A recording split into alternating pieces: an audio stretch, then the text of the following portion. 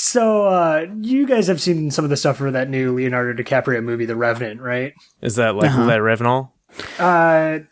No, not really. It's kind of like a revenge flick where like Leo DiCaprio is wanting to get revenge on like Tom Hardy for taking his kid and leaving him for dead, and at some point he apparently, has consensual intercourse with a bear.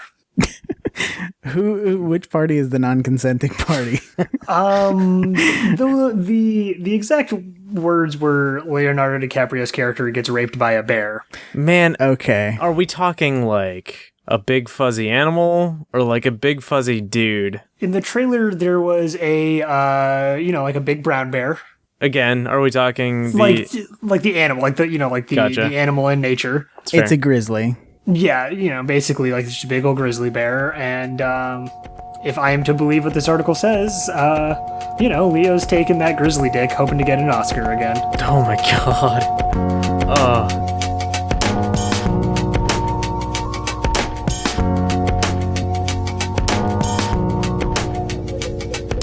With that, welcome to the Bancast. I'm your host, Fred. With me is Levi Sutherland. Hello. Also, Mike Deviar. Hi, and I guess that plane that just flew overhead. Yeah, it did. Yeah. That was me. See, I'm looking it up right now, and Fox is denying that that's like a thing in the movie. Man, I do not condone rape I'm or really- interspecies sex. I'm or really glad you're taking a hard stance on this, Fred. I feel like someone has to. I think all of us do. Like, I think that's something that's implied. All the anti-refugee Facebook idiots need to move on to the real discussion, which is like bear rape is not okay. It's not okay. Receiving or giving, just not okay in any regard. But I'm excited for that movie because it was directed by Alejandro Inarritu, who did Birdman, which was Oh awesome. shit, yeah, that was really good. So I did finally watch that. With that, I was like, "There's no way that's." And I saw who directed it. I was like, no, I could see him totally doing that. Oh. I'm glad we don't have to do a retractions thing next week, but I'm not certain that it isn't. Yeah, so Like that dude hit some pretty heavy shit in Birdman. Good lord, like I felt awful after watching that film. yeah, Really? Yeah, I didn't feel like it was much of a tale of redemption, you know? It seemed like kind of just a downer from start to finish. Well, except for maybe the ambiguous ending, but like, I don't know. I can kind of see Yeah. where you're coming from with that. I thought there was not enough build up to the end part. Like, Yeah, I kind of agree, but I think that was intentional. Which is, again, I don't know, man. anyway, we're talking about Birdman because we're going to shift our challenge this week to next week. Yes, I did not get a chance to watch Bone Tomahawk because I intended to watch it today, and I found out that I'm going to San Francisco in like 4 goddamn days. More on that later. Yeah. So, Fred, what have you been up to? I went to Dallas for the weekend and got really drunk for like 3 days straight. Cool. It's unfortunate that Mike was not able to join me for... I apologize. No. I'm sorry, because that was pretty fun. The drunking part. Drunking? Yeah. The drunking part. You know what? It's gerundable. Yeah, I've worked on like some concept stuff for my next game, since it is prudent, since Levi was giving me shit about it before the recording. But yeah, I'm kind of working on the next game, so Cool. When could we expect to see a trailer for it? fucking never, okay? Is that what you want to hear? No, I don't know. I'm in like concept phase at this point, trying to figure out if it's something I can do by myself. And if it's not, I don't have money to employ other people to help. And I kind of don't feel like kickstarting a game, just because there's too much that can go wrong with it. Like, without going into what I'm working on for work, part of what I'm doing is already kind of bailing somebody out of a Kickstarter problem. So Fun. more on that when and if it happens. Let's go with Mike first, because Mike, you said something about a comic thing. I've just been doing rewrites on scripts a whole bunch. No comic meetup thing? Oh, yeah. Sorry. I just every so often in the Denton area, me and some friends usually, that also work in comics sort of get together and like we just kind of hang out, swap ideas, and sort of share the stuff we're working on. It's sort of just like a local networking thing. So I was doing that, which is why I couldn't go and hang out with Fred. But yeah, it's it's just weird networking with people that like who I'm like, oh, I follow your work, and they're like, hey, let's have a conversation and like be peers, and I'm like, okay. I like that. Mm-hmm. Yeah, no, like it's awesome, but at the same time, I'm like, I'm not quite there yet, but sure, I'll fake it. Fake it till you make it. Yeah, exactly. So the Michael W.R. story. Totally. I thought about changing my blog name to just Failure to Launch. I feel like that one's been done a few too many times, though. Oh, definitely. It just seems to be the mold of my my comic prospects. But yeah, so that was really cool. And like I said, I've been working on like rewriting and tightening up some ideas and working on some new stuff. So more on that as it goes. But yeah, otherwise I've just sort of been like rambling about video game music on Twitter and like taking Gundam models and deciding to customize them and sort of like personalize them a bit. How many dicks have you attached to your Gundams? None, because I believe that some things should be kept sacred, and that Gundam is one of those things. The sanctity of Gundam life, yes. Yeah, exactly. Man, after rewatching a little bit of Gundam Wing, I can't agree with you. Like, there's a scene that got shared to me recently again, where this girl walks up to the main protagonist and hands him an invite to a party while all of the other schoolgirls watch and giggle and are like, oh my god, I can't believe you invited him. And she's like, I would love it if you'd make it to my party. And he like takes the invite and throws it on the ground, and then like as he walks past her, he just says, I will kill you, and then walks off. Why? And I felt like Levi in that moment. Because that show was marketed to like 14-year-old girls in 1996. Yeah. I mean, is a man turning down your invite to a party and threatening to murder you like what sixth graders are into? Like, go ask Japanese sixth graders, man. That's a fair question. Also, fair like, point. look at the fucking demographic for Twilight. Fuck. Yeah, no, that's all pretty bad. Pretty terrible. Pretty bottom of the barrel. Yeah. Still, seeing that last movie in theaters was one of the best experiences in my life. Because they changed. I guess we already talked about it on the show. Yeah, we talked about that a while ago. They rewrote it and everyone flipped out. And yeah. It was a beautiful thing to behold. Oh, yeah. Yeah. So what about you, Levi? What have you been up to? Not a whole lot. I hiked the Houston Arboretum last week. Which was cool. Really cool, actually. It's like this weird protected wooded area, like dead center in Houston, like right off the freeway. And if you close your eyes, the freeway sort of sounds like a river, except for all the semi trucks. Yeah, just fix it for there. Yeah, just a babbling brook with a little bit of wah. But yeah, it was cool. Like, there's like rabbits and turtles and frogs and stuff, and it was a cool experience. I got to play with a rabbit this weekend. It was the sweetest, cutest little thing I've ever seen. Big fat bunny. Yeah. Like, it was funny. I opened the cage. It, like, literally jumped out of the cage and into my arms and was like, cuddle me. And I'm like, okay, little cute thing. Like, slow down. We just met. Chill, bitch. You look desperate. Cool. Anything else? Not a whole lot.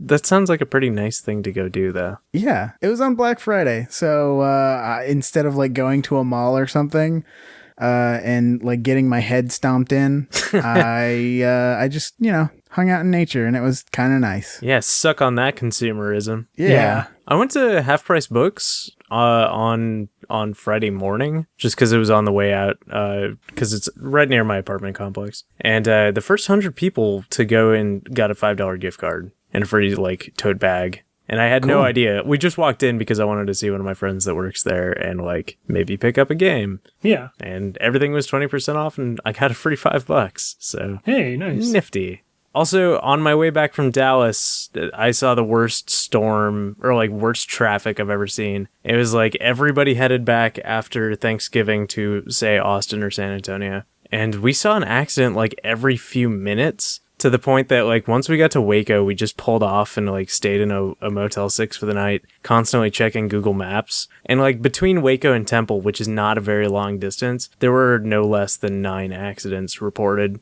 Jesus. So, like, we're like, it sucks to spend, like, $50 on a Motel 6 and also to stay at a Motel 6. But, like, it's a hell of a lot cheaper and less pleasant than, like, getting into a horrible accident.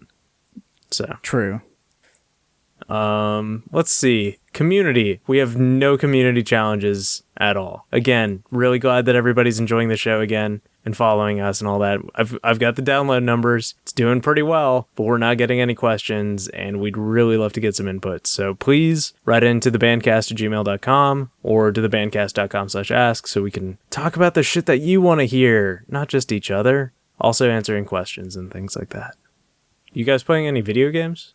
I'm playing some video games, yeah. Is it a Souls game? What video games are you playing? Yeah, I was like technically playing, technically the Bloodborne DLC I guess counts. But I've completed that and I'm going through it again on my second character right now. Is it a solid $20 investment?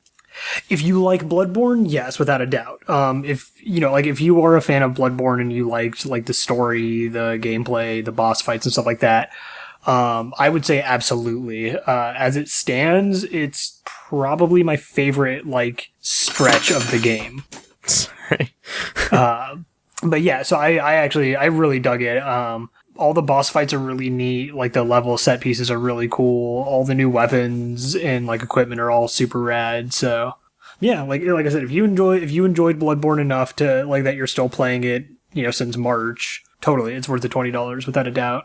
I heard they added a shield as one of your sidearms, like a legit shield. Yeah, because there's a shield in the base game, but it's ass garbage and like it's like a joke, right? But they added an actual shield that helps with like the weird pseudo spellcasting elements that are in the game, because that stuff really didn't have much of a counter other than dodge. So yeah, there's that in there now that kind of helps out, and honestly, it just kind of looks neat. So that's cool. There's like a big like church pike thing that you can stab dudes with. That's neat. I don't know, like it's super cool. I could rattle on about it, but I'd always take too much time when I do that anyway. So, what about you guys, Fred? Fred, you've been playing a shitload of stuff. Holy crap! No, there are 3 things listed, and they're all bad. Well, no, that's not true at all. Sorry. I wrote Facebook game bullshit. Like, I've actually spent more time this week playing Tetris Battle on Facebook than anything else. Are you okay? Do you? Yeah, no. Okay. I love competitive Tetris, and I like every time I see somebody having a discussion about Tetris, I get triggered, and I go and find a competitive Tetris to get into. And I mean, aside from the energy bullshit and having to see some ads, Tetris Battle on Facebook is like a solid game. It's by and far the least evil Facebook game I've ever seen. And I actually have a really good time with it. Okay. On a completely other side of the spectrum, I'm finally playing Persona 4 Dancing All Night, which is really good. The story is actually pretty fucking solid. They've got like really great production value in it. The rhythm game aspect of it is a lot like, say, Parappa the Rapper. Like, it's really fun. Like, okay, it's a super solid game. But there is something really weird about seeing like these J-pop kids dancing and stuff while I'm like just tapping buttons, and like I can't play that on a bus or a plane or next to my wife. Like, I'm not allowed to do that. These are children. Yeah, I mean, and there's like Nanako is one of the like dancers and shit, and she's just like a fucking 8-year-old, and I'm like, this is wrong in every way. But I do like that they're in the story of the game. It's the same as like any Persona game. It's like, oh, it's bad shit's happening. You got to fight the shadows, and so they get to a place where it's like, okay, well, let's just summon our personas and beat the shit out of everything. It's like, you can't do that. No fighting here. They're like, well, that's dumb. Okay, I guess we'll dance instead. Just the fact that they kind of hit it right. They're just right, like, yeah. It's just aware enough. It's just aware enough that they're like, okay, well, I guess we'll express ourselves through dancing. And then like that's your boss battles and everything. Also, the soundtrack is so on point. Like, I love the Persona 4 soundtrack, and all of the remixes have been pretty excellent. That's good. And then kind of what you would normally expect me to play, Just Cause 3 came out today. I played a little bit of it last night. Got about a half hour in on PC. That game runs kind of poorly. It's not very optimized for it being as big as it is. I've heard that it's struggling to keep up with 30 frames per second, which I've never been a big frames per second person. It has to stay above 30 though. It has to maintain though. Like, yeah. I don't know. So I get like a really, really solid 30 with like 2 or 3 frames dropped every once in a while at random. So it's like, it's super smooth and then it just hitches. Oh, that's weird. And in the middle of like these big scenes of like shit going on, like it's really jarring to see that happen. And like the controls don't feel as responsive as they did in Just Cause 2, and I'm wondering if that's because it's a new group. But as far as like pacing in an intro of a game, Just Cause 3 has it super right. Like you're on a helicopter, you jump on top of the helicopter and start shooting down jets with a rocket launcher. And then when you get knocked off the helicopter, you have to parachute down and then use your grappling hook to like get up to this big place. And then you fight a bunch of dudes with a rocket launcher and grenades and stuff. And then you jump in a car and drive that car and then get into a tank and shoot stuff with that tank. And it's like, okay, it has taught you how to just cause the shit out of this Just Cause game. Like in the very beginning. And it's a great tutorial because none of it really feels like a tutorial other than them being like, hey, you should jump in that tank. It's like, well, I was already going to, but thank you. Hey. I don't know. I would wait until you get some solid reviews on the length of the game and performance. And really, like, I'm hearing that it's like a CPU bound kind of game. So like, even though I've got like a baller ass graphics card, because of all of the structure damage type stuff, which looks really cool, your computer or even your consoles might have a pretty hard time running that game. Mm-hmm. And that's it. Levi, you said you were going to play Metal Gear Solid 5. I didn't. All right. I lied.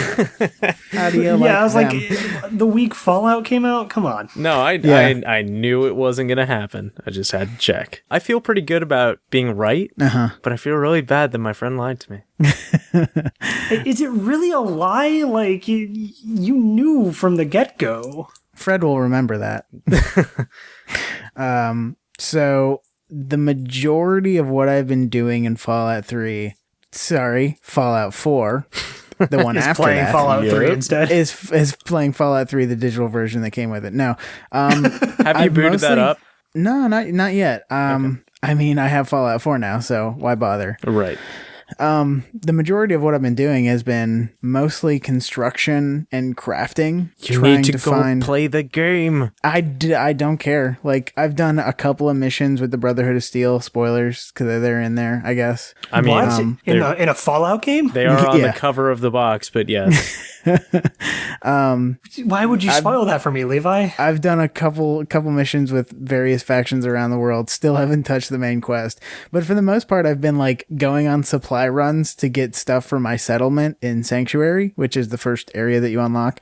And then going on supply runs to get weapon parts to make better weapons. And so I've been finding out that the weapon customization system in this game is actually surprisingly deep. Oh, for sure, dude. I thought it was just like throw a scope on something, but like you can change out receivers, which changes the like ammo type that the weapon consumes and changes damage and fire rate and all that kind of stuff. You are going to want to choose what style of gun you really like and pick the perks based on that, because otherwise they all just kind of suck.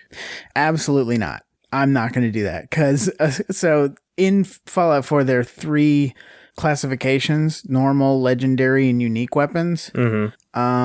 Legendary, normal weapons are just normal. Legendary have random bonuses that come applied to them. Yep. And unique weapons are weapons that are already named and will always retain that special bonus. So I've gotten a couple of unique weapons. Like Old Faithful was a laser pistol that does twice as much damage if it's the first hit on the enemy. Like if the enemy has full health, it does double damage. That seems pretty good. It's pretty good. But because of the weapon customization system, you change out all the weapon parts. I change out the receiver, which like changes it from a pistol to a sniper rifle. And I put a scope on it and then a barrel on it. And now it's like this kick-ass initiation weapon that like whenever I start a fight with it and an enemy has full health, it does double damage. And if I'm crouched a little ways away, you're hidden and you get that bonus. Yeah, exactly. So I do 4 times damage with this one sniper rifle. So I guess I have found that even with the bonuses and stuff, as I get further into the game and I hit some of the higher level enemies, like because I haven't specialized in, say, pistol or rifle, I'm throwing pebbles at super mutants. Yeah. Well, I mean, it would be good to specialize, but the fact remains, like, it doesn't matter what gear you can pick up, you can suit it to your playstyle now. That's true. So if you do find something that, like, oh, this does, like, 20% more damage to super mutants and it's a pistol, but I'm usually like an auto rifle guy. Oh, totally. No, I just mean, Yeah. like, I really recommend grabbing one of those perks because they're a game changer. They change the game. And make it a lot easier. But you can turn like a pipe pistol into a pipe rifle like pretty easily. Totally. And all I'm saying is you should make sure to grab, if you prefer rifles, you should grab the rifle perk. If you prefer pistols, you should grab the pistol perk or the auto whatever perk. Yeah. Like, I just mean you should definitely get that perk for your actual character and work with that, because otherwise it doesn't matter how badass the guns are. Like, they tend to just, I don't know, there are some people that it doesn't make any sense. Like, I've got a pretty badass sniper rifle and I have to nail a dude 6 times in the face before he goes down. Yeah. So, but if I had that perk, it'd take like 2. Also, I have a chest piece that makes me go invisible whenever I crouch. I've got that too. It's pretty good. So yeah, I've been playing a lot of that. I don't know if I'm going to finish Fallout 4. Really? Yeah. Main story or like 100% it? Main story. Really? Yeah, because, I don't know. The onus for the game, I did that, and now the game just kind of feels like it doesn't really matter. Like, how so? I can't really talk about it because I don't want to spoil a single thing about it, but okay, that's fair. I was incredibly... when it happened, I was like, okay, cool. And then the now what never got answered for me. And I guess it's just keep doing side shit until the rest of it matters, but I don't know, like... I am bummed by the main storyline. Oh, also I played a game called Night Squad. What's that? It's a really dumb game that's free on Xbox Live. It's sort of like Bomberman almost. I'm down. But it's like an 8-player night game. Okay. Where it's like multiplayer focused team games and free-for-all games where it's just like this top-down map and you try and complete the objective and you can stab at other knights or pick up things like bow and arrows or horses or stuff like that to augment your character, but then you lose them if you die. It's pretty good. Like, if you have gold, you should definitely pick it up. Yeah. Is that Xbox One? Yeah, Xbox One. I was pleasantly surprised, honestly. I don't know how much I would pay for it. I'd probably drop a good $10 on it. But I didn't have to, so that's great. Yeah. It seems like the Xbox Live Gold games, or the games with golds that they've been giving out lately, have been really kind of disappointing, but... For a while, it was like you could look at the list of like the least downloaded games, and whatever was on the bottom, that's what would be up for grabs next month. Yeah. Ooh. Sure seemed like it. And like, Assassin's Creed Unity. Woo, thanks, guys. I guess. I haven't played in like 3 games now because there was a trilogy within the trilogy. Yeah. I've heard that Brotherhood's the one that I should play. Maybe I'll do that sometime. I've heard that it's Unity. What, Don't Unity? lie. No, Yeah, Unity's... Assassin's Creed Unity is like the best game that's like totally not broken. Don't lie to our listeners. Yeah. That's not nice. Like, even then, like, don't tell, like, if you're gonna lie, at least say something convincing. Yeah. I played a little bit of an Android game. I have to look up the name of it again because it's so generic that I can't remember. Fantasy War Tactics. That is pretty generic. And like the story is too, but the gameplay is like Disgaea or XCOM, and it's free to play. Mechanics are not too egregious. I don't know. That's something at least. It's worth a download. It plays a lot like Disgaea without some of the horrible anime charm that would turn a lot of people away, but it does have some anime stuff to it. I don't know. It's a Nexon game. Like, you can't expect too much coming from that. Oh, yeah. No, not at all. And the name of the game is Fantasy War Tactics. So enjoy that shit. At least you know exactly what you're going into. Yeah. Speaking of choking on it, let's move into topics. Fez is getting a special edition for $100. Oh, I got the choking on it. All right. There we go. Cool. Because Phil Fish said like a thing where, Yeah. We talked about it beforehand. Limited to 500 copies. Special red book and a red sleeve, and it's got gold inlay and stuff. So they're certainly not making a ton of money on it, and like cost is kind of high. So the For question, that limited of a run. right? So what's the who is this for? I guess is the question. The people who are still like all about Fez, and I don't know how many of them there are. I mean, Probably exactly 500. yeah, probably. The ARG got solved, right? Like the thing that everybody was working on fucking Excel sheets and stuff for. I didn't know that was a thing. There were people that were really into Fez, and there were like I a don't lot have of QR time codes. for those ARGs. If I want to play your game, I'll play your game. I'm not going to play a game about playing your game. I love Bees was pretty cool. I guess, but The that was a while ago. You know, like we ARG for the Binding of Isaac Rebirth was pretty cool. That just wrapped up recently, and it ended with somebody getting a fucking handmade Binding of Isaac doll of some sort from the middle of a desert. Like dug it up, and it had like a bunch of like code written all over it. And once that was solved, it unlocked a new character in the game for everybody. Jesus Oh, wow. Christ. I thought that was pretty dope. That is neat. Not super big on that game, but like that's a pretty fucking cool way of doing that. Maybe that's the next Frog Fractions. Oh man, What is Frog the next Fra- Frog Fractions, Frog man? Fractions was a crazy trip. I don't know if anything will be able to top that. Well, you know that there's a sequel, right? Yeah, And I so, meant so the that Frog game, Fractions franchise is what I meant. right? Totally. So Frog's Fractions 2 was kickstarted, and it raised a lot of money, and they didn't announce the game or where it would be released or who would find it or what game it would be called or anything about it. Oh, So every game that comes out, the question gets asked, Is is it this Frog Fractions 2? 2? Was Halo 5's ending Frog Fractions 2? Oh man, Because that would have been suitably disappointing. Oh, Lord.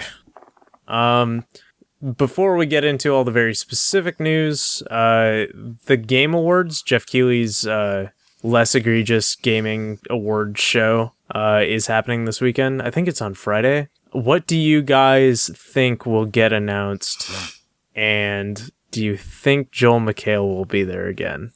probably nothing I care about, and I hope not. I mean, nothing you care about? Like, Kojima's supposed to be there. Yeah, but like, unless he's gonna come out and be like, Zone of the Enders 3 fuckers, I own Konami.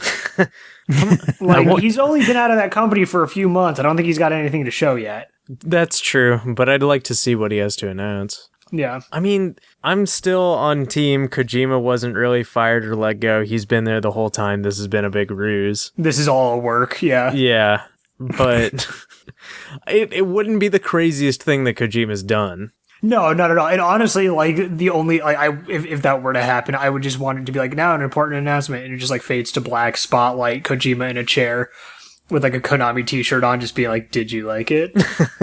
I mean, when you consider the fact that Konami's been like, no, he's just on vacation, what if they're the ones telling the truth and everybody else is lying? That would be a huge swerve. oh man, this is the best ARG ever. Yeah, Kojima Productions isn't shut down and so on and What so if forth. Kojima goes and starts Moby Dick Productions, though? Like, for real this time? I mean, he's already got a brand name. Yeah, and t-shirts. Yeah, And fake people that work for him. exactly. It'll be just like the Metal Gear Solid 5 team. I mean, not last year, but the year before they announced No Man's Sky. Or was that last year? I don't know. That game still hasn't even gotten a release date. Yeah, That was a crazy cool thing to see come out of TGA. that is true. I don't know. Like, And Like, Kiefer Sutherland's going to be there. yeah, I'm going to watch it mostly for that. And, like, I hope Kiefer announced that he's playing a game and that the game is how much, like, whiskey can I drink in 1 minute. I bet he has the high score. Of course, in which he, like, just shotguns for a straight minute as much whiskey as he can and then, like, dives into the crowd. I want him to... This is mean. I want them to tie Kojima to a chair and make him sit there for the announcement of the Metal Gear Solid 3 remaster, in which Kiefer Sutherland just revoices all of Big Boss's lines. And otherwise it's exactly the same game. I would fucking... No, he re-records like maybe a third of his lines, and the rest of them are just cut. Oh, no. Oh, that hurts. Oh, man. Also is the PlayStation Experience, which is going on, I think it's Saturday or Sunday. I don't know. I'm going to be there. So cool. That's why I wasn't able to do stuff today. I'm going to be there with Vlambeer. I know some of the things that are happening, and I cannot talk about them now, but I think they're going to announce PlayStation 2 support for the PlayStation 4. Because they've already said that that's something they're working on. Yeah, so I mean, I'm assuming they'll probably have like something like, we're working on it. This cue was applause. This was at the end of the show notes, but GTA San Andreas is being released for the PS3 and 360. Yeah. Also great about it, the fact that they are being released as greatest hits titles already. Like they immediately get greatest hits status. They know. Yeah. Is that the shape of things to come? I don't think so, because those games already exist on PS3 and 360 as digital downloads. Yeah. And those are, I believe, ports of the Android port, which is technically superior, like in every single way. That's odd. Except music has been removed because they didn't have the license for it. Well. And yeah. You know, like, I don't get it. Like, why haven't they ported GTA 3, Vice City, and San Andreas to all of the systems? Like, that shit could run on a 3DS at this point, right? Yeah. Yeah. And a new 3DS. A new 3DS, sure. And, like, the Vita, like, can you imagine how many sales they would get off the, like, 5 Vita owners? Like at dozens. Least 90%. So, wait, hold on. So, like, 4.5 of you would buy it? Yeah, well, 4 of us would get it, and then one person would wait for it to be free on PlayStation Plus. Oh, that's fair, yeah. Yeah. I would buy GTA 3 on every system they put it out on. It's like my favorite game. That's what I think they're going to announce. I think they'll also maybe announce the price for the PlayStation VR. It's no longer called Morpheus, which is probably for the best. I don't know. I like Morpheus as the name for it. Yeah, I guess. PlayStation VR's too generic. What do you hope to see come from PlayStation? Like, Levi, what would convince you to buy a PS4? I really don't know. Like, I mean, there's a lot of good stuff on there right now. There's, Bloodborne. We know Last Guardian's coming. We know the Final Fantasy VII remake is coming. Honestly, E3 and the FF7 remake just says right now that it's starting on PlayStation 4. So, oh, okay. It's still not likely to be an exclusive, but they did say that we would see more in December. So, well, yeah. It is now December. Yeah, and Clouds and Smash now, so maybe that was the more. Yeah, what a fucking... That still is a huge swerve. Yeah, couldn't have seen that coming. Yeah. What are you hoping for from PS4, Fred, that you don't already know?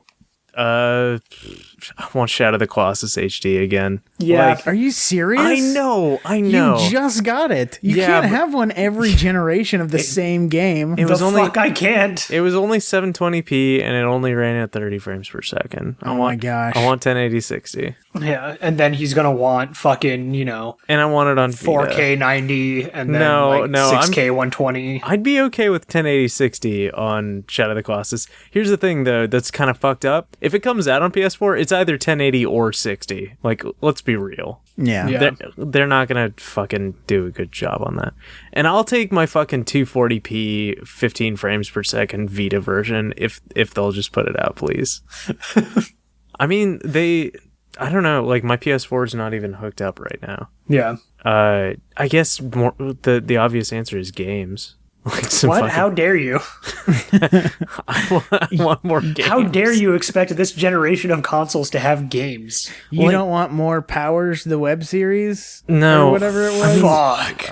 I think they've probably moved past that at this point. It's got a second season coming, apparently. Well, that's troublesome, like, to hear and to think about. Man, I don't know. I'm good. Like, some games. Everything I'm excited for right now is like the PS4 version of Gravity Rush, because I never finished that on Vita because my battery died. Like, and playing that on not a Vita, not having like a fucking motion control video game system will be ideal, or having to touch the fucking screen. That'll be great. I'm very excited for that, and I guess the sequel, like, cool. I'm glad there's a sequel coming. Yeah, I don't know. Crash Bandicoot, I guess. Fuck, I wouldn't buy a Crash Bandicoot game if it came out today.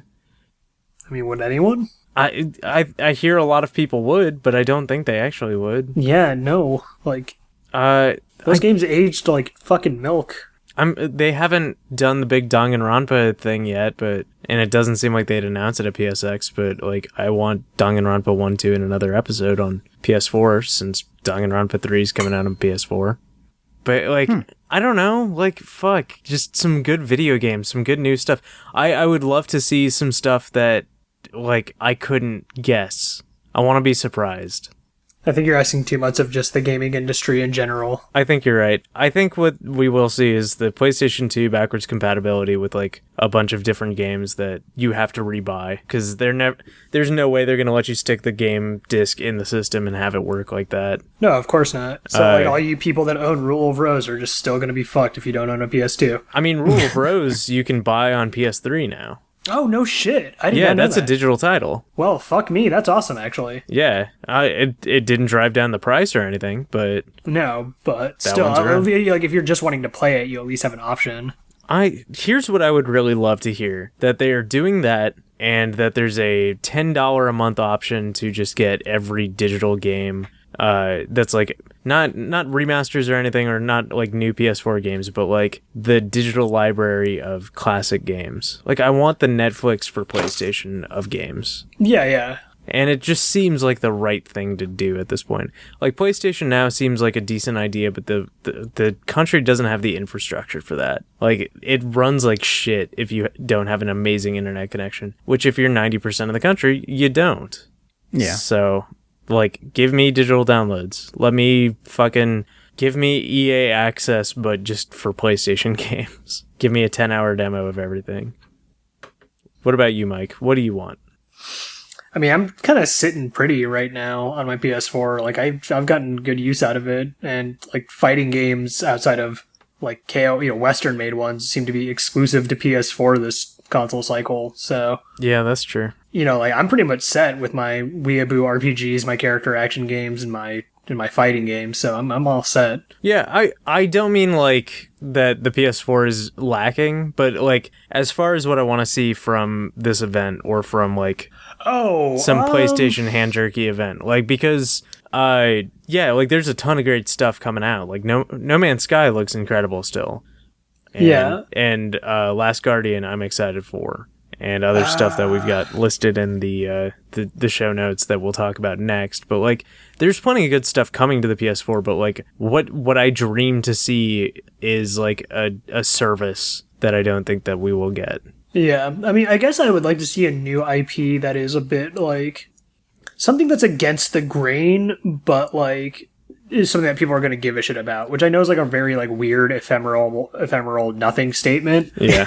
But like, if they can pull that off, holy crap. Yeah, well, because like a lot of the new shit they showed at like E3 with like that creative painting game made by the guys who can't make a good jump. Oh fuck no, that looks amazing. It looks neat, but like, I don't give a fuck. That's fair. But as somebody who's like done 3D modeling in VR, like that. Seeing that tool, and they've shown more video of it, that thing looks amazing. It's called Dreams. Yeah. Like, Dreams looks neat, but I don't, like, you know me, I'm not, like, weird experimental games, I don't give a fuck. Like, sure. I'll probably play it and probably enjoy it, but, I want something that I'm going to be like pressing buttons to and like getting some enjoyment. Like, basically, I want something like what Heavenly Sword was supposed to be.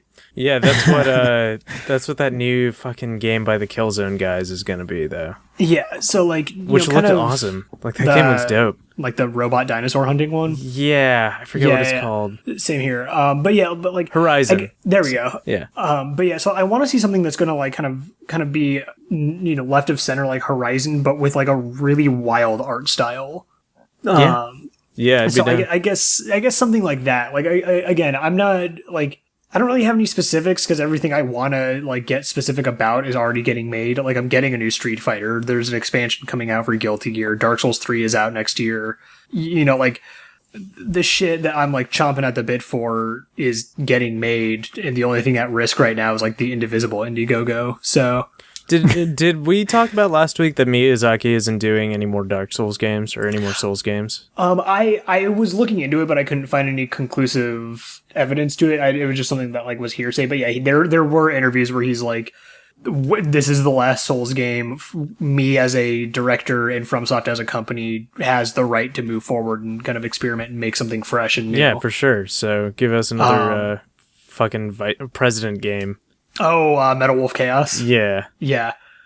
Which I'm totally like, I know a lot of people are like, oh, but the Souls franchise is such a cash cow, and I'm like, that's why I think it's great to check out, because like, you know, they get to keep their integrity. Do you feel like it's really evolved much since, say, like Demon Souls? Which did you see that tweet? Yes, like, I did. Yeah, Demon Souls for PS4 fucking confirmed. Yeah, basically. And like, I would say from Demon Souls to Dark Souls and Dark Souls to Bloodborne, yes, there was very dramatic changes. Like, I know, especially for Demon Souls and Dark Souls, it's like, it's kind of hard to tell at first, but like, it's one of those things where when you have played the games for hundreds of hours, like, you know, you could write the doctoral thesis on the differences between them.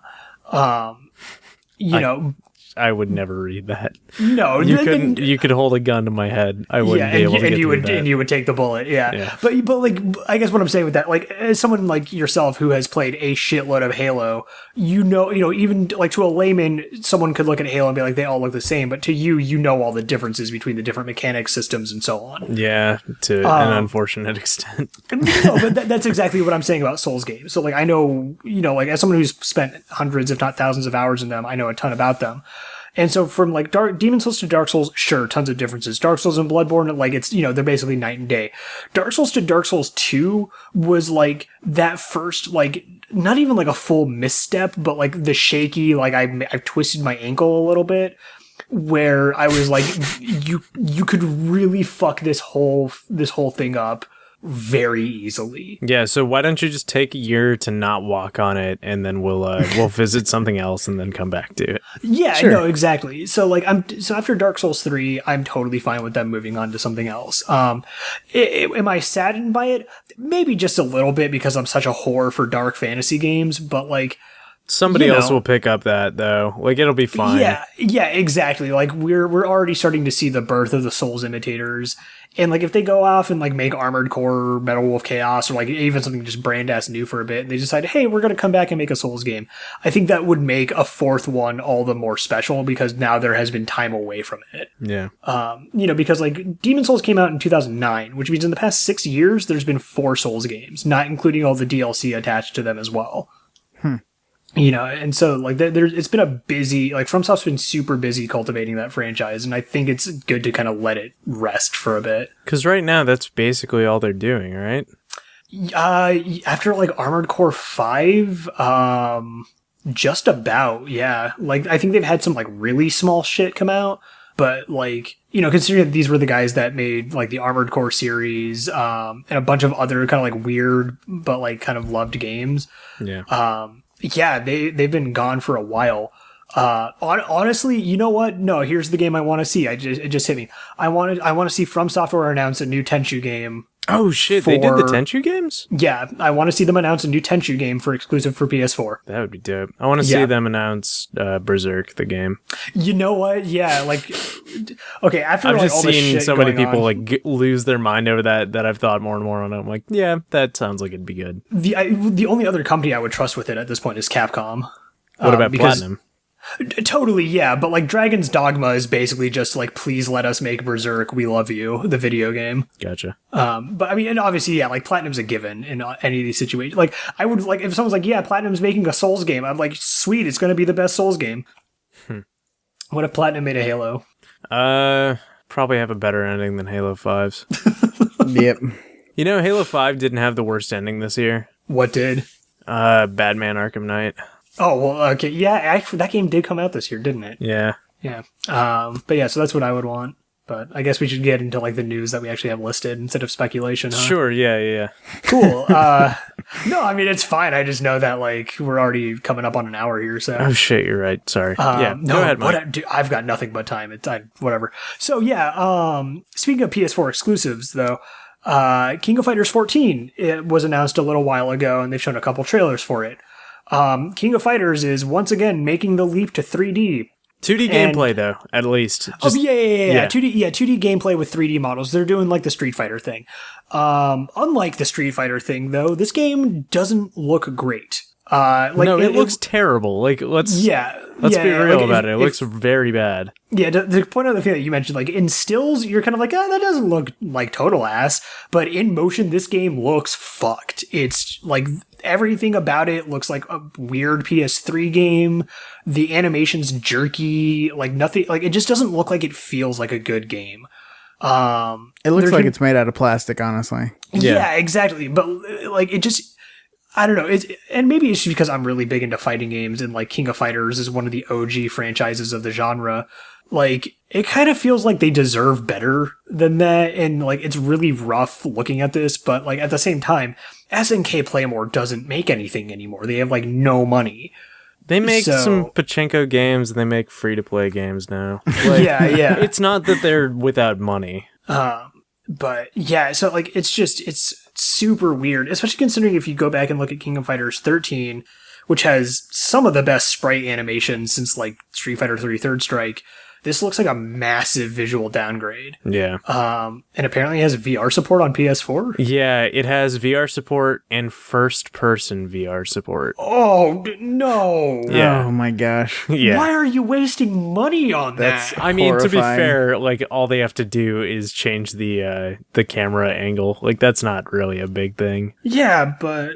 I mean, it's going to be bad. It's going to be really bad. I think they were talking about it on Giant Bomb, like the first Tekken game, I think. You could press select and it would go to first person. Yeah, and the game's busted that way. It's hilarious, but nothing works. Yeah, so much like the King of Fighters 14 VR mode, I'm sure. Yeah, God. I will say this, though, because of the kind of choppiness of the animation, I think that might make it play a little easier to newcomers or to people that have been used to it. Because I have a feeling like the frame stops and things are kind of the same as what they were for the previous King of Fighters games. Yeah. So I think it may play very, very well, but it does, like, this is certainly not going to get new customers by looking the way that it does. And I feel like King of Fighters has never been accessible. Like, I think it's a cool game with an interesting story and lots of great characters, and I've never liked a single fucking one of them. Which is totally fair, and I think that's kind of why I'm a little bit upset, is because, like, this is a franchise that, for me at least, is existing on borrowed time. No one cares about King of Fighters anymore, and even, like, people that say they do, I would probably say they're lying. Yeah. Or they're from Brazil and Mexico, the only countries that play the King of Fighters games. Yeah, exactly. Or they're in the select countries where KOF is pretty big. But, like, you know, like, I don't think we're ever going to see, like, KOF on a main stage at EVO, you know, or anything like that. Like, no. I don't even think it was this year. KOF 13 was on main stage at EVO. But the thing is, like, where Street Fighter 5 is taking things and making it, like, really easy to get into, like, changing Vega to, like, a fucking circle character, like, and the moves in King of Fighter games have always been insanely difficult to pull off. Like, I mean, there's the infamous Iori's main attack is, like, 3 circles forward, 3 circles back, press all of the buttons on the front and back of the arcade console, and sacrifice a goat. Yeah. Well, like, fucking Geese Howard's special is a pretzel motion. Yeah. Like, fuck off. Yeah, so, and that's the thing, is that, like, I know KOF, because of its, like, cult status, is a game mired in its traditions, but, like, I think now is the time to change. Like, if you're going to change it, like, you need to start doing stuff to make the franchise, you know, last, because that game, like, I don't know, it just, like, I hate to see it go, but if KOF 14 was the last KOF game, I would not be surprised. Like, I would be like, yeah, that makes sense. I feel like they've been saying that every game since 12. Totally. Like, for the past couple. I think the difference being is that when I saw trailers for KOF 13, I was like, man, that game looks gorgeous. 13 was gorgeous, and it played pretty well, and it had Mai, so they took the step in the right direction. Yeah. But, like, yeah, that wasn't fun. No, yeah, it was definitely like the hardcore fighting game players' fighting game. Yeah, but it didn't attract the hardcore players. Because no one cares anymore. That's the big thing. It's like Virtual Fighter. Virtual Fighter, was 5 the most recent one? Yeah, it was. VF5 is brilliant. VF5 is a PS2 game. I thought Virtual 5 Online? No, that was on PS3, but Virtual Fighter 5 was a PS2 game. Was it? Wasn't it? I know VF4 was. I want to say 5 was... You might be right. Sorry. But you might be as well. I'm actually not sure. 2006 PS3 and Xbox 360. Okay. Yeah. So yeah, like when VF5 came out, like that game, honestly, most of the Virtual Fighter games are fucking brilliant, but they're weird. They're hard to get into. There's a lot of like sub mechanics that are hard to explain, and like the matches are super short. Like, it's a very weird fighting game not in a traditional sense. Yeah. So like it's hard. It's super hard to get into. So no one fucking plays it. Or like how Guilty Gear, despite being a really, good series of games, still only has like middling success because it's like a weird anime fighter. Yeah. Because like I'm gonna shit on Mortal Kombat here for a second. Mortal Kombat 10 still not that great. Like it's okay. I love it. It's like I enjoy the game, but if I'm like getting pinky out about my fighting games, it's ass. Like it's playable, but like it's ass. You don't want to see X-ray depictions of testicles getting like literally exploded? No, not at all. And I like my people to move like they're not blocks of wood. Yeah, no, I'm on board with all of that, but man, the Mortal Kombat games are fucking fun. Oh, I've bought like almost every single one because I'm down with that goofy as fuck storyline. And in spite of like how rough the mechanics are, I do like a lot of the characters because they kind of accidentally stumbled on a bunch of iconic designs. Yeah, like Blue Ninja and Orange Ninja. Yeah, but like it works, right? Like, I mean, Ken and Ryu are just white Karate Man and red Karate Man. Yeah. But they're all like Akuma's blue Karate Man. Yeah. Man, sorry, this is a fucking total sidestep.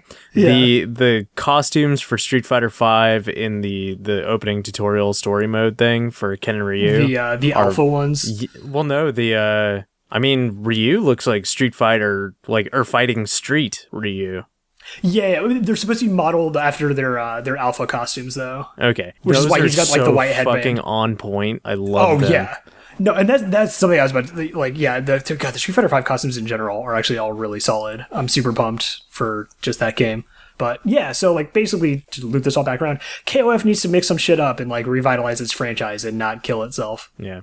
I don't know. I love my fighting games being dress-up games. And I love it when they just become entirely dress-up games. Yeah. And do you like it when they like revolutionize boob physics in video games? I mean, I'm pretty down on that, yeah. Sounds dope. Levi, are you down on boobs? Do you get down with the titty? Am I down on boobs? Yeah, like do you get down on titties? On video game titties? Not at all. Just in general, Not even a little bit on video game titties. All right. That's fair. Okay, cool. So like Dead or Alive Extreme 3 is not really like your cup of tea. Have you hold on. Have you played any of the Dead or Alive Extreme beach volleyball games? I have not. That's almost a shame. Yeah, there's a special magic to them. I don't know if shame is coming out on the right side of this equation. You may want to rework that one. The first one was a fairly competent volleyball game that could be played with only one hand, which is not the best. But nope, that's the end of that statement. Yeah, there we go. But yeah, so recently it was announced by some guy on the Facebook page of Koei Tecmo that Dead or Alive Extreme 3 is not coming to America or Europe, just Japan and the rest of Asia. That's been old news. That was announced way back. More recently, the big thing was that PlayAsia commented very specifically, like their exact tweet was that it was not coming to America due to the hashtag SJW crowd. Yes. And that drew some ire. Yeah, and so like basically a game that no one was talking about and really gave a shit about because, you know, if we want to see anime titties, there are probably better games for that these days. I don't actually think there are. I think this is probably the top of the top when it comes to the tits. Yeah. So basically, this source filmmaker fodder of a game not coming to the US suddenly was a big deal, and people started shit slinging and about like censorship rights and blah blah blah blah blah and all this other crap. And recently, Koei Tecmo basically was like, hey, we're not like releasing this game in other territories, but like the words spoken do not reflect on the company as a whole. Oh yeah, the words spoken on the Facebook page. Yeah. Yeah, and so they talk about how they're committed to delivering quality products to their audiences, but the game's still not coming out in the US or Europe. And then hilariously, the series creator and ex-director of the franchise, Tobunobu Itagaki, who was fired for sexual harassment, like flagrant and constant sexual harassment. Yeah. Okay. Commented on the situation, expressing his displeasure, which he has done many times about the Dead or Alive franchise since his leaving the company in 2008. Stating that like he thinks it's dumb that they're only releasing it in Japan, and that the fact that he has not seen the jet ski mini game, which was his favorite apparently, is a shame, because if they're going to copy his algorithm, they should at least do it right. He also came out talking about how he was disgusted by things like them adding in the wardrobe malfunction thing in the game. And there were some interviews with him like on DOA Xtreme 2, and I read these recently when it was being posted on NeoGAF. But he had talked about like almost with like a reverence for the characters themselves, like somebody's like, oh, lots of beaches and stuff, that seems ripe for a wet t-shirt contest. And he's like, no, that's not really what this game's about. This is a game about like interacting with these characters and spending time with them. It's not just like smut. Yeah. And it's interesting that he has those lines drawn in the sand. Yeah, because they seem extremely arbitrary. And that was the thing that like I brought up. I was like, look, if Koei like the people at Koei Tecmo who were talking about the game not coming out in the US and stuff like that, I'm like, if we're drawing the line at DOA X3, like, you guys pioneered individual jiggling breast physics. It's too late. Like, you need to own up and just, bear that cross and like just deal with it. Yeah, this game has VR support. Of course it does. On PS4, so I bought my my Metal Gear Solid 5 Collector's Edition through what's the name of that company? CD Japan, because they were one of the only ones selling anywhere near retail. And CD Japan's really cool. Like, they've got like a point system where if you buy something, you get like a percentage of that back. And if like for the month or two after that, like if you still have those points in your account, they accumulate. Like, they pick up a little bit of like interest. Yeah, that's the word. Okay, neat. Unfortunately, they do expire. So I was sitting down, like looking through their site, and they don't have a huge selection. Like, it's a lot of like very high end games or really high end toys. So it was either I was gonna buy the One Punch Man Nendoroid or Dead or Alive Extreme Beach Volleyball on PS4. And I realized the choices. I realized I don't really like Nendoroids that much, so I got myself a little game that's not coming to the West and has drawn a lot of ire. Hey. That'll be a very fun game to live stream. Oh god, yeah. That'll be interesting to see. It hasn't been announced yet, but there's a new Ninja Turtles game coming out by Activision and Platinum. So if you liked Transformers Devastation, which was fucking fantastic, this is probably going to be just like that. Like, slightly better than Korra and not quite Metal Gear Rising. Which, I mean, still fine enough. Like, I played a little bit of the Transformers game at a friend's place, and I was pretty impressed, actually, for how much of a budget title it is. Oh, yeah, for sure. Well, I mean, budget in production, it was like a full $50, $60 game. I think it was $50, so I guess that's budget. And I've been playing the PC version. Like, that's like a solid game. Nice. So that'll probably get announced next week. Probably.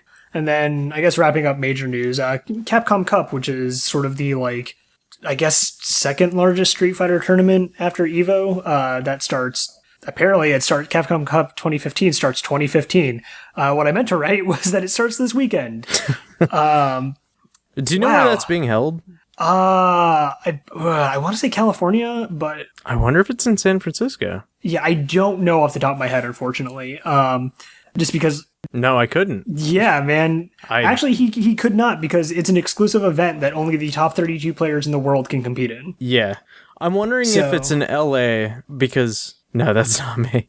Nah, that ain't me. I'm wondering if it's in LA, because maybe that's why Matt and Wooly are going to be at the Game Awards as well. Yeah. That seems ripe for them to be at. Or specifically Wooly, at least. But yeah, so that's happening there. The grand prize is $500,000. And I don't know what the smaller payouts as you go down are. That's fucking like nothing compared to the Dota Cups, though, man. No, but for fighting games, that's enormous. Like, you know, I think the big thing with that is, like, $500,000? Considering that, like Evo nothing. last year was like 50K, yeah, that's a huge increase. Jesus. Fighting games are like fun to watch, and it's like easy to get into. Like, why is it the Dota fucking nerds are getting like $6 million or whatever just for participating? I can answer that question, actually. Yeah, and so you get like $6 million for just fucking signing up. Like, come on. No, I can answer that question really simply. It's because fighting games up until the past year or so were really dirty, like just real scumbaggy, weird, like almost mafia-esque type shit. Dude, have you ever watched a fucking StarCraft tournament? Like, they're all on Ritalin. They're already juicing. Like, yeah, right, I don't see how it's that much different. Yeah, but some pro StarCraft stuff has been in the public eye a lot longer than pro Street Fighter. I guess. I think a large part of that as well is that, like, just as far as general player base, I would argue that a lot of MOBAs and stuff like that have a much larger group of people actively playing them constantly and paying attention than fighting games do. I mean, yeah, I think that is the case now. Not to mention, like, MOBAs and strategy games and stuff, and first-person shooters as well, they jumped on the esports train real quick. Fighting games sort of didn't, and we're just now getting around to that. Yeah. How crazy is it, and this is kind of a tangent, StarCraft 2 Legacy of the Void came out last week. Oh. That's the end of StarCraft 2, which... Like, there was this, like, 14-year or whatever gap between StarCraft and StarCraft 2, and, like, everybody was waiting, like, for that game. And now, like... It's over. Jeez. Well, I mean, like... We've had a new StarCraft 2 game every couple of years for the last few years now. That's true, but that's kind of a weird way to release one game, is over the course of, like... Yeah, Half-Life 2. But I don't know. I feel like when StarCraft 2 first came out, like, I was interested in it. Oh, for sure. It was great. I remember really liked it. You got into the beta, and we had a couple rounds there, but, like, is it still the same game?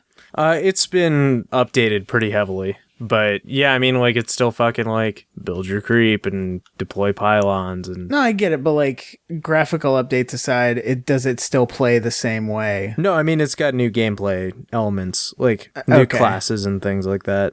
I guess. I don't know. I have also heard that the ending is pretty terrible, which, considering, like, how long that game has been going on, for this to be the last StarCraft 2, and for it to end the way it did, that sounds like kind of a bummer. Yeah. And I know that there are people just like me who play StarCraft for the story, much like I played Halo and Diablo for the story. I mean, you know, you can get the conclusion in StarCraft 3. We'll see you in 20 years. Yeah, and it'll be told over the course of 40 years. Yeah, totally. Do you think they'll make another StarCraft?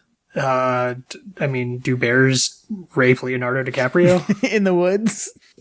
Oh, gosh. This has been the Bancast. You guys got anything? Nah, man, I'm tapped. That was it. Like, oh, Lord. Yeah, so you can write into us at thebancast.com/ask, or you can write into us via email at thebancast@gmail.com. Please do. We would love to be interacting with you, the listener. This is like the longest I think we've ever gone without like active questions, guys. Just tell us how your day went. Yeah, for real. Just like tell us what's up. And we check the YouTube comments, but really that's not the best way to send those in. Like, please use one of the two approved formats. Also, we're on iTunes. You probably already know that. You can subscribe to us there, and if you would leave us a review, that would help us with discoverability, get some new people listening to the show. And if you'd like the more direct approach, you could always just tell a friend. Pick this episode or one of your favorite episodes, and send them a little link to that MP3 or that YouTube link. And Yeah, that would be cool. And of course, there's the Lone Stars podcast, which is also on our Swordstream network. A network of 2. Yeah. So many. How's Jack doing? Oh, actually, I know how Jack's doing. Oh, tell me, how is Jack doing? I talked to Jack yesterday. He inherited an iPad mini Gen 1, and it was too expensive to fix, so he's sending it to me, and it is busted as fuck. So, thank you, Jack, for the broken iPad mini Generation 1. He tried to give me, I think it was a Samsung Galaxy Tab or something like that. And I was like, that's really nice, but like, I don't really need it. Yeah. Yeah. So this one was going to be $60 to fix the screen, and then I'd have to buy a bunch of tools to like open it up, because it was back when they were using a lot of glue to hold iPads together. Oh, okay. Which is the worst. Anyways, thank you, Jack, and good night, Jack. Good night, Jack. Good night, Jack.